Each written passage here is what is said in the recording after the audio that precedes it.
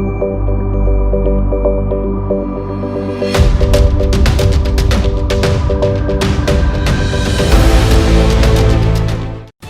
The angle में आप सभी का स्वागत है। मैं हूं आपके साथ नीतू शर्मा। सबसे पहले एक नजर हेडलाइंस पर। भाजपा नेता और पूर्व केंद्रीय मंत्री अरुण जेटली की पुण्यतिथि आज। पीएम मोदी और गृह मंत्री सहित सभी नेताओं ने दी श्रद्धांजलि।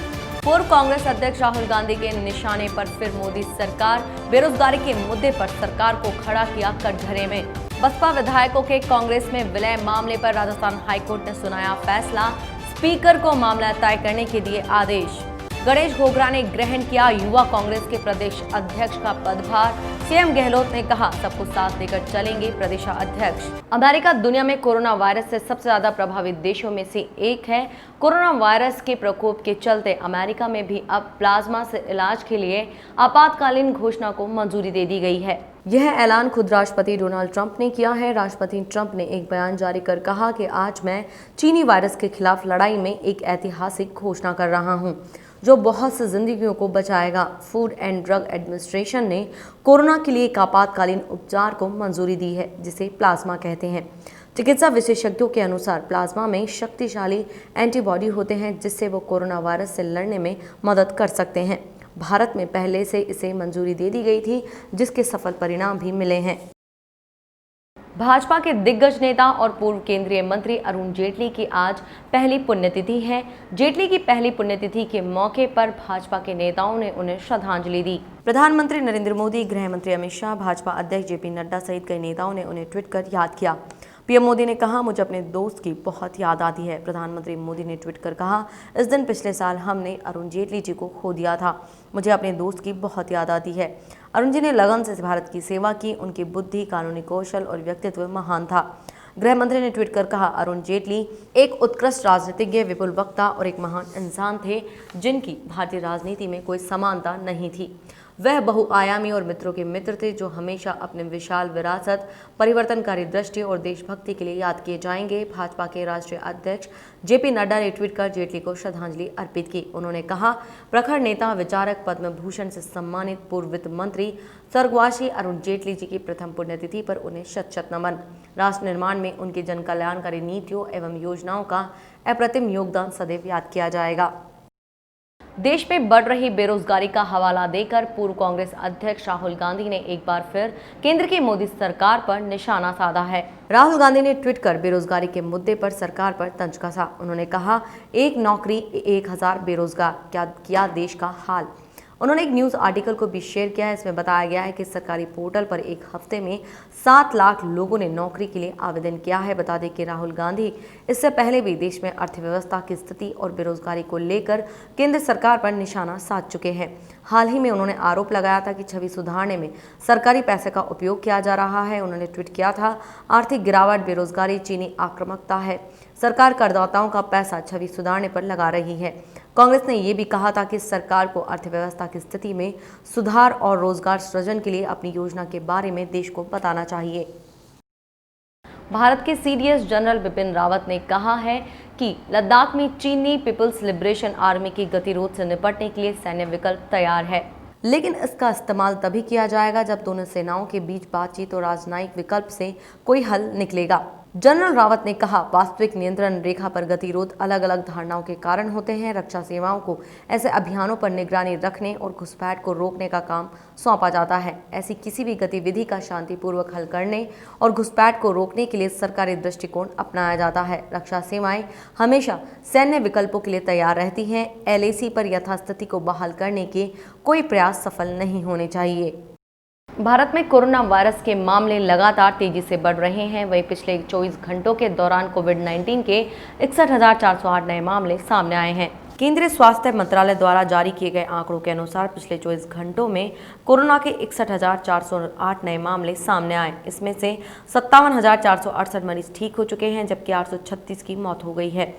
इसके साथ ही देश में कोविड-19 के मामलों की कुल संख्या 31,06,349 पर पहुंच गई है। इसमें से 23,38,036 मरीज ठीक हो चुके हैं या फिर उन्हें अस्पताल से छुट्टी दी जा चुकी है, जबकि 57,542 लोगों ने वायरस के कारण जान गंवाई है। आज राजस्थान में कोरोना के 585 नए मामले सामने आए, जिनमें सबसे ज्यादा केसेज जोधपुर से 182, जयपुर से 167, भीलवाड़ा से 42, कोटा से 40, अलवर से 41, चूरू से 30, प्रतापगढ़ से 25, बाड़मेर से 27, हनुमानगढ़ से 17, बांसवाड़ा से 11, जालोर से 3 नए मामले सामने आए हैं।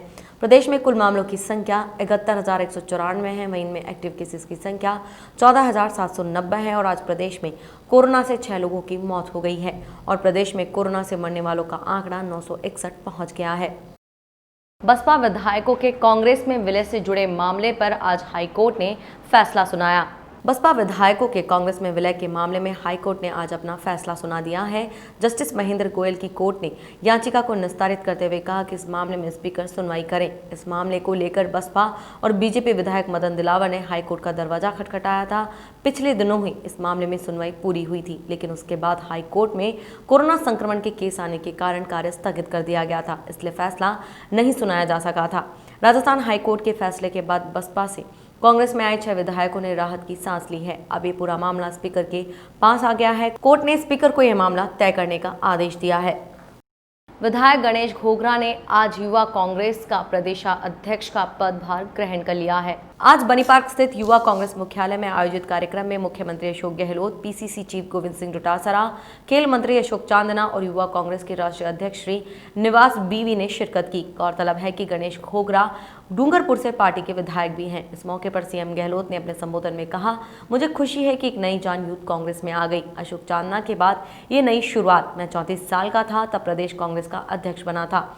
मैं भी एनएसयूआई यूथ कांग्रेस से निकल कर आया हूं।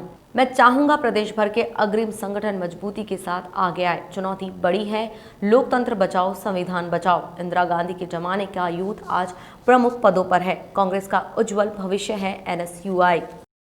मानसून की सक्रियता से राजस्थान तरबतर हो रहा है। लगातार सक्रिय मानसून की मेहरबानियां अब पश्चिमी राजस्थान में शिफ्ट होने वाली हैं। वर्तमान में कम दबाव का क्षेत्र पूर्वी राजस्थान पर स्थित है। इससे जल्द ही पश्चिमी राजस्थान की ओर बढ़ने की संभावना है। इस सिस्टम का प्रभाव 25 अगस्त से पूर्वी राजस्थान में कम होगा, जबकि पश्चिमी राजस्थान में इसके 3-4 दिन तक बने रहने की संभावना है। दक्षिण राजस्थान में जमकर बारिश हो रही है। मौसम विभाग ने आज प्रदेश के 2 जिलों के लिए रेड और 4 जिलों के लिए ऑरेंज अलर्ट जारी किया है। रेड अलर्ट पश्चिमी राजस्थान के लिए जारी किया है। इनमें बाड़मेर और जालोर जिले में कहीं कहीं भारी से भारी बारिश होने की संभावना जताई गई है। वहीं सिरोही, उदयपुर, जैसलमेर और जोधपुर के लिए ऑरेंज अलर्ट जारी करते हुए वहां भारी बारिश के आसार बताए गए हैं। तेल कंपनियों ने महंगाई से त्रस्त जनता को एक बार फिर झटका दे दिया। राजधानी में आज लगातार 5वें दिन पेट्रोल की कीमत में 14 पैसे की बढ़ोतरी हुई। अब जयपुर में पेट्रोल के भाव 88.88 रुपये प्रति लीटर हो गए हैं, जबकि डीजल के भाव अब भी 82.62 रुपये प्रति लीटर पर स्थिर बने हुए हैं। इस बढ़ोतरी के बाद अगस्त माह में पेट्रोल के भाव 8वीं बार बढ़े हैं। 8 बार में पेट्रोल के भाव 1 रुपये 20 पैसे तक बढ़ चुके हैं, जबकि डीजल के भाव स्थिर बने हुए हैं। अगस्त के महीने में डीजल की कीमत में अब तक कोई बदलाव नहीं आया है, यानी 21 दिन से डीजल के दाम स्थिर हैं। पिछले महीने पेट्रोल के दाम स्थिर थे, डीजल के दाम नए कीर्तिमान स्थापित कर रहे थे। छत्तीसगढ़ राज्य अक्षय ऊर्जा विकास अभिकरण के तहत राज्यों के जिलों में सौर सुजला योजना का संचालन किया जा रहा है। राज्य के सरगुजा जिले में अब तक करीब 350 सौर सिंचाई पंपों की स्थापना की जा चुकी है। इसके अतिरिक्त सोलर डुअल पंप तथा आयरन रिमूवर प्लांट भी क्रेडा विभाग के द्वारा लगाया गया है। नरवा, गरवा, घुरवा और बाड़ी योजना के अंतर्गत गोठानों में सोलर पंपों की स्थापना की जा रही है। सरगुजा जिले के प्रथम चरण में निर्मित 60 गोठानों में से अधिकांश गोठान में सौर सिंचाई पंप स्थापित किए जा चुके हैं। क्रेडा के अंतर्गत कम शुल्क में ही अनुदान के तहत किसानों को सौर सिंचाई पंप प्रदान किया जाता है। सौर सुजला योजना के अंतर्गत 3 HP और 5 HP के सिंचाई पंप किसानों को निर्धारित अंशदान राशि जमा कराने पर प्रदान किए जाते हैं। इसमें हर जाति संवर्ग के किसानों को योजना का लाभ लेने के लिए अलग अलग राशि निर्धारित की गई है। सोलर सिंचाई पंप लगाने से किसानों की जिंदगी में खुशहाली आई है। अधीक्षण अभियंता क्रेडा विभाग ने बताया कि उनके द्वारा यह पहल की गई है कि सूरजपुर में ग्राउंड जीरो लेवल से पानी का स्रोत देने की तैयारी है। इससे आने वाले समय में पानी की दिक्कत का सामना नहीं करना पड़ेगा। ये थी इस बुलेटिन में तमाम बड़ी खबरें। देखते रहिए द एंगल। नमस्कार।